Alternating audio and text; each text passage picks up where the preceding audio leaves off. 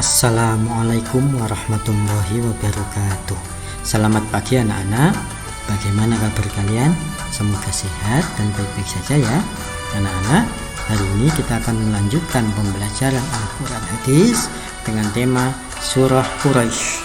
Nah, sebelum pembelajaran kita mulai, mari kita awali dengan bacaan basmalah bersama, dengan harapan semoga yang kita pelajari hari ini bisa bermanfaat di dunia maupun akhirat. Mari kita mulai. Bismillahirrahmanirrahim.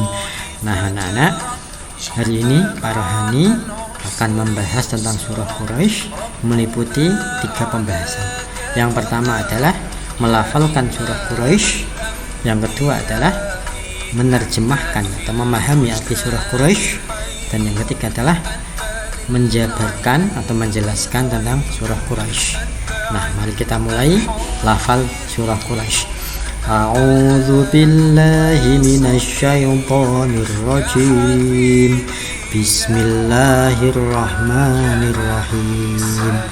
Li'ilafi Quraisy ilafihim rihlatasy syita'i wasyayf falyabudu rabb hadzal bait alladzi ad'amahum min ju'in wa amanahum min khauf. Rohani ulangi sekali lagi. Bismillahirrahmanirrahim. Li'ilafi Quraisy ilafihim rihlatasy syita'i wasyayf falyabudu rabb hadzal bait alladzi ad'amahum min ju'in wa amanahum min khauf. Nah, demikianlah lafal surah Al-Quraisy. Selanjutnya arti per ayat dari surah Quraisy. Li'ilafi Quraisy, karena kebiasaan orang-orang Quraisy. Ilafihim rihlatasy syita'i wasyayf, yaitu kebiasaan mereka bepergian pada musim dingin dan musim panas. Falyabudu rabb hadzal bait, maka hendaklah mereka menyembah Tuhan pemilik rumah ini. Apa itu rumah ini? Yang dimaksud adalah Ka'bah. Bagaimana peran Tuhan dari Ka'bah itu atau Allah? Alladzi ad'amahum min ju', yang telah memberi makanan kepada mereka untuk menghilangkan rasa lapar, untuk menghilangkan lapar. Wa amanahum min khauf, dan mengamankan mereka dari ketakutan. Nah, itulah lafal dan arti surah Quraisy. Selanjutnya masuk pembahasan surah Quraisy. Nah, dalam hal ini kalian bisa melihat di LKS kalian halaman 42 sampai 45. Yang pertama, bahwa surah Quraisy termasuk surah atau surah pendek. Nah, seperti yang Pak Rohani sampaikan minggu sebelumnya terhadap surat Al-Maun, bahwa surat Al-Quraisy ini juga bagian dari surat pendek karena terdiri hanya 4 ayat ya. Sementara surat-surat yang lain ada juga yang panjang seperti surat Al-Baqarah misalnya, An-Nisa, Ali Imran dan lain-lainnya. Jadi Al-Quraisy ini termasuk kategori surah pendek. Surah Quraisy terdiri dari 4 ayat ya. 1, 2, 3 dan 4. Selanjutnya surah Quraisy menempati urutan ke-106 dalam urutan surah Al-Quran. Nah, bagaimana sih cara menghitungnya? Kita lihat. Nah, dalam Al-Quran itu terdapat 114 surat, mulai dari Al-Fatihah, Al-Baqarah, Ali Imran sampai terakhir Al-Ikhlas, Al-Falaq, An-Nas, yang terakhir itu totalnya 114. Nah, di antara 1 sampai 114 ini surah Quraisy menempati urutan ke-106 ini ya, 106 ya. Selanjutnya Quraisy sendiri itu artinya orang-orang Quraisy atau orang-orang suku Quraisy.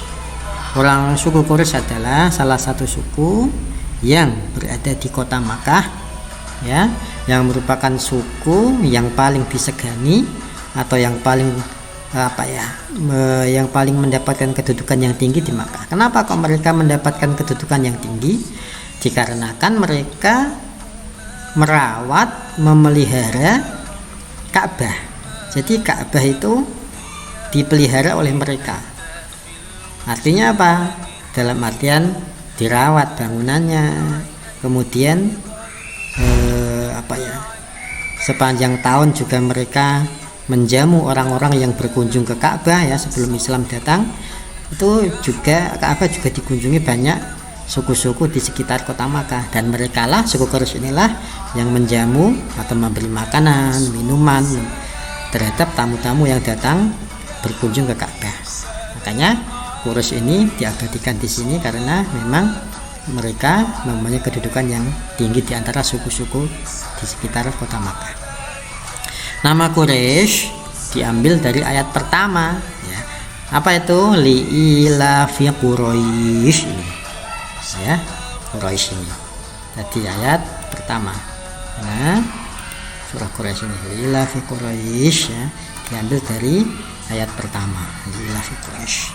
Kemudian surah Quraisy menjelaskan tentang kebiasaan orang-orang suku Quraisy yang melakukan perjalanan dagang di musim dingin, yaitu ke Yaman, dan musim panas ke Syam atau Syria.